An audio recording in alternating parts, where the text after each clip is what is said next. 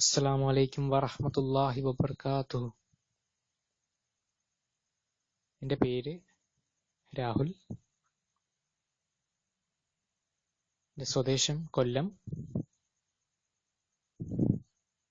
ഞാനൊരു ഹൈന്ദവ കുടുംബത്തിൽ ജനിച്ച യുവാവാണ്.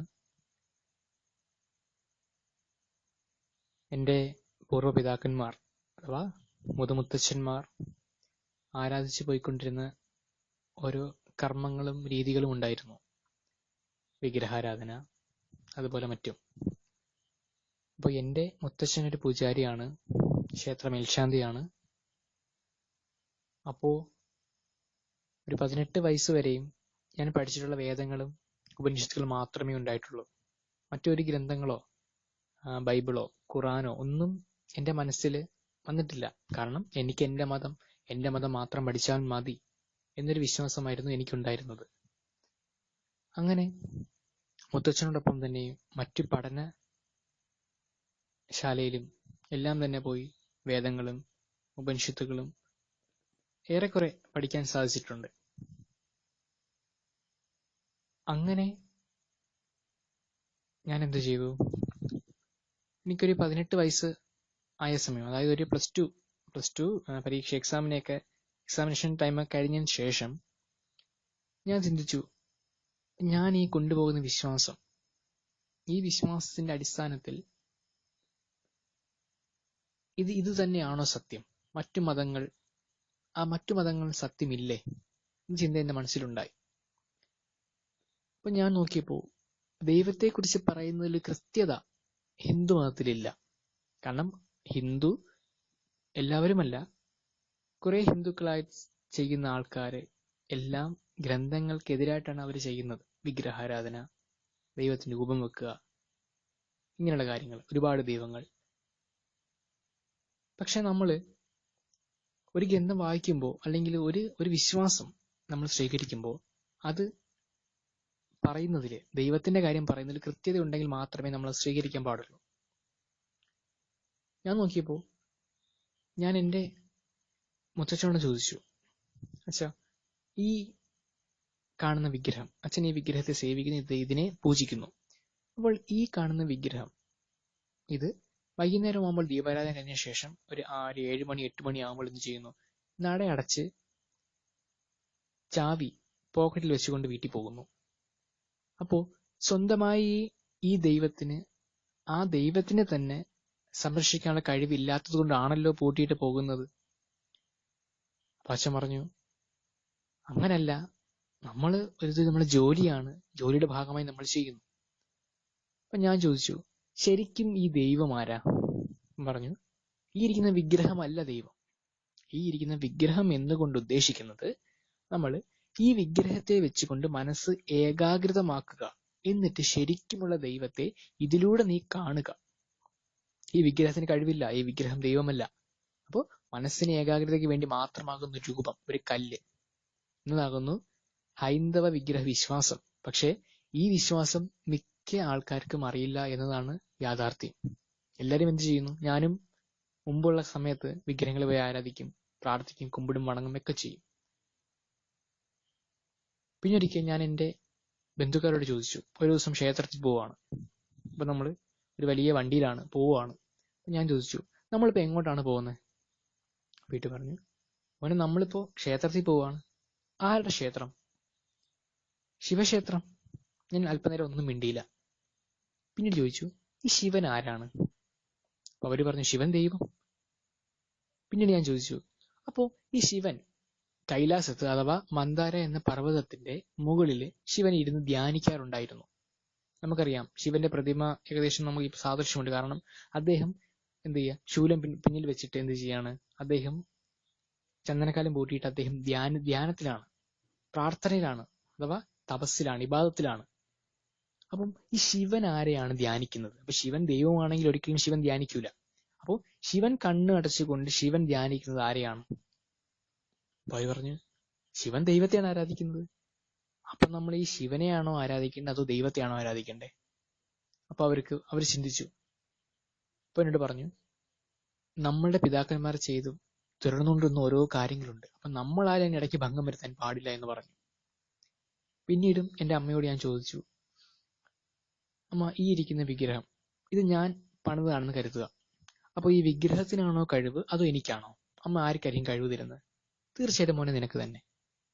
അങ്ങനെയാണെങ്കിൽ അമ്മ ഈ വിഗ്രഹത്തെയാണോ ആരാധിക്കേണ്ടത് അതോ എന്നെയാണോ ആരാധിക്കേണ്ടത്? അപ്പൊ എനിക്കാണ് കഴിവുള്ളവനെയാണ് ആരാധിക്കേണ്ടത്. അപ്പോൾ ഇത് ഈ വിഗ്രഹത്തിനുണ്ടാക്കിയവനാണ് കഴിവ്, വിഗ്രഹത്തിന് കഴിവുമില്ല. അപ്പോൾ അമ്മ എന്നെ ആരാധിക്കേണ്ടി വരും. അങ്ങനെ ചോദിക്കുകയാണെങ്കിൽ അപ്പൊ എന്നെയാണോ ആരാധിക്കേണ്ടത് അതോ എനിക്ക് ജന്മം നൽകി എന്റെ പിതാവിനെയാണോ ആരാധിക്കേണ്ടത്? അപ്പോൾ ഇങ്ങനെ ചോദ്യം ഇങ്ങനെ ഉന്നയിച്ചുകൊണ്ടേയിരുന്നു. എന്തിനു വേണ്ടിയിട്ടാണ്? ആരെയും കുറ്റപ്പെടുത്താനോ ഒന്നുമല്ല. കാരണം ഈ ഹിന്ദു സമുദായത്തിൽ സ്വാഭാവികമായി അറിഞ്ഞും അറിയാതെയും ആൾക്കാർ ഇതിൽ കീഴ്പ്പെട്ടു പോകുന്നു. പിന്നീട് എന്ത് ചെയ്തു? ഈ വേദങ്ങളൊക്കെ, പണ്ട് പഠിച്ച വേദങ്ങളൊക്കെ ഒന്നുകൂടെ മുത്തച്ഛന്റെ സഹായത്തോടെ പഠിക്കാൻ തുടങ്ങി. അങ്ങനെ പഠിക്കാൻ തുടങ്ങുമ്പോൾ ഋഗ്വേദം 1-ാം പുസ്തകത്തിൽ പറയുന്ന ഒരു മന്ത്രമുണ്ട്. പുരുതരം പുരുണാം ഈശാനാം വരാണാം ഇന്ദ്രം സോമേ സജാസുതേ. ഓ ജനങ്ങളെ, നിങ്ങൾ നിങ്ങളുടെ സൃഷ്ടികർത്താവായ ഈശ്വരനെ ആരാധിക്കുക. അതിൽ നമ്മുടെ സൃഷ്ടികർത്താവായ ഈശ്വരനെ ആരാധിക്കുക. ഋഗ്വേദം 1-ാം പുസ്തകം 164-ാം സൂക്തം 46-ാം വചനം പറയുന്നു, ഇന്ദ്രം മിത്രം വരുണമഗ്നി ബാഹുരതോ ദിവ്യസസുർപ്പണോ ഗുരുത്മാൻ ഏകം സത് വിപ്രബഹുത വദന്തി യമം മാദരശാനമാഹു. വിഷ്ണുവെന്നും അഗ്നിയെന്നും വരുണനെന്നും പറഞ്ഞുകൊണ്ട് വിദ്വാൻമാർ ഏകനായ ദൈവത്തെ പല നാമങ്ങൾ പറഞ്ഞു അവനെ സ്തുതിക്കുന്നു. പക്ഷെ ഏകം സത്, സത്യമായതുള്ളത് ഒന്ന് മാത്രമാകുന്നു. ഋഗ്വേദം 6-ാം പുസ്തകം 36-ാം സൂക്തം 4-ാം വചനം പറയുന്നു,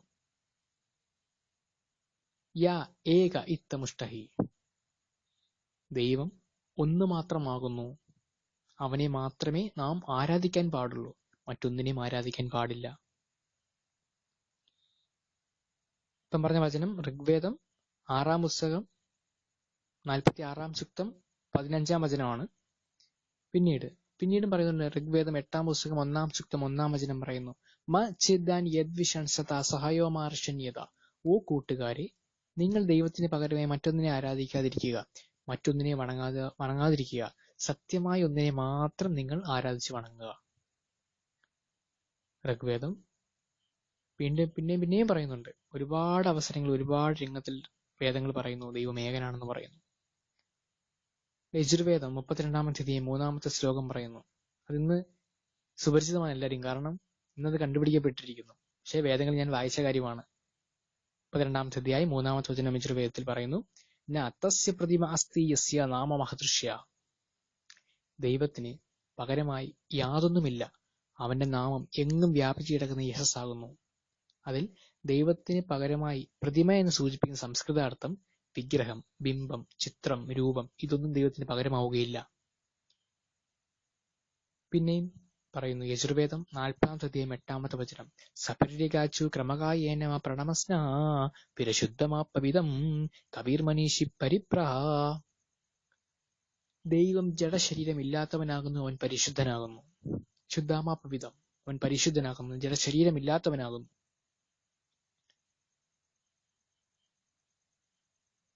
അതുപോലെ നോക്കുകയാണെങ്കിൽ അഥർവവേദം 5-ാമത്തെ പുസ്തകത്തിൽ പറയുന്നു, തമിതം തികതം സസേഷ ഏവ വിദ്വേക ഏവം യകതം ദേവമൃതം സർവേ അസ്മിൻ ദേവ. അതായത് ഏകനായുള്ളവൻ, ഏകനായി തന്നെ നിലനിൽക്കുന്നു, രണ്ടാമതൊരു ദൈവമില്ല തന്നെ.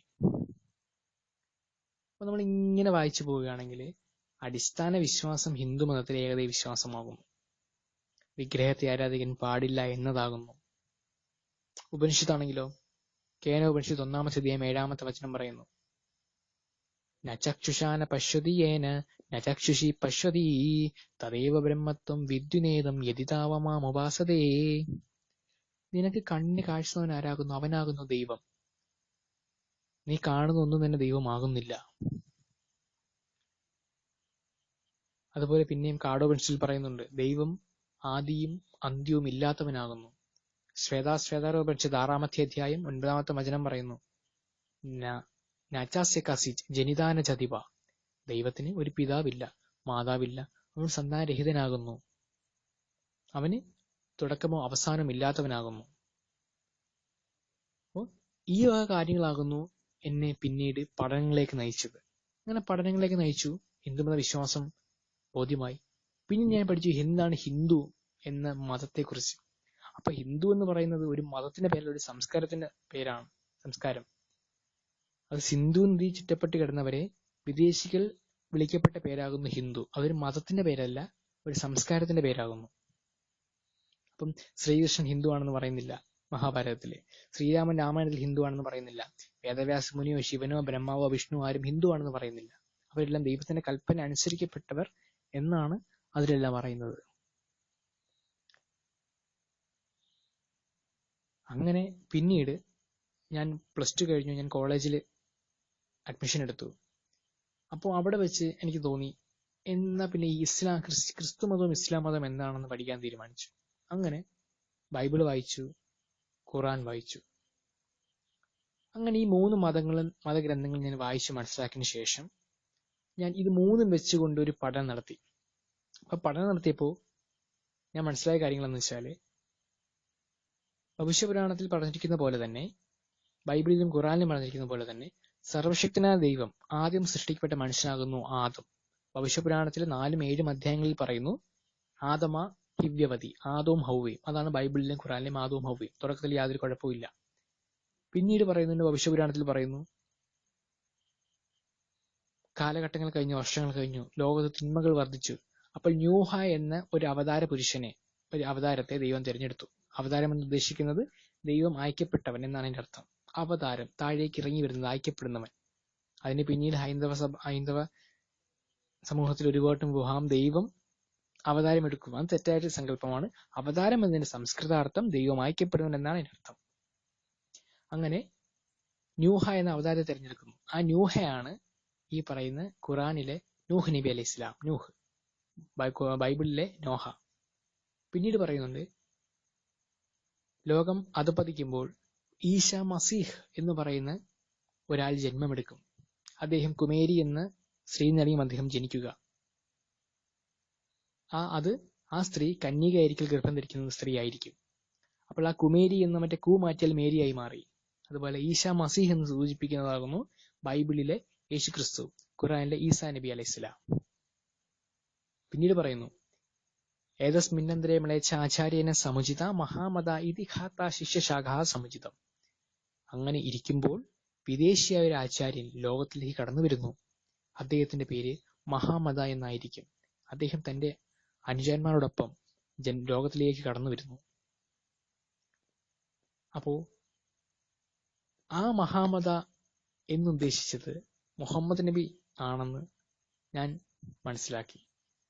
കാരണം ആ പറയുന്ന അന്തിമ ഋഷി, അല്ലെങ്കിൽ അന്തിമ ഋഷി എന്നാണ് അതിൽ പറയുന്നത്, അന്തിമ ഋഷി, അന്തിമമായ പ്രവാചകൻ അല്ലെങ്കിൽ അവതാരം എന്ന് സൂചിപ്പിക്കുന്നത് ഹൈന്ദവ ഗ്രന്ഥങ്ങളിൽ മുഹമ്മദ് നബി സ്വല്ലല്ലാഹു അലൈഹി വസല്ലം ആണെന്ന് വ്യക്തമായിട്ടും മനസ്സിലാക്കി കഴിഞ്ഞു. അങ്ങനെ നോക്കുകയാണെങ്കിൽ വിഷ്ണുവിന്റെ 10 ദശാവതാരങ്ങളായ കൽക്കി അവതാരങ്ങളിലെ 10ാമത്തെ അവതാരമാണ് കൽക്കി.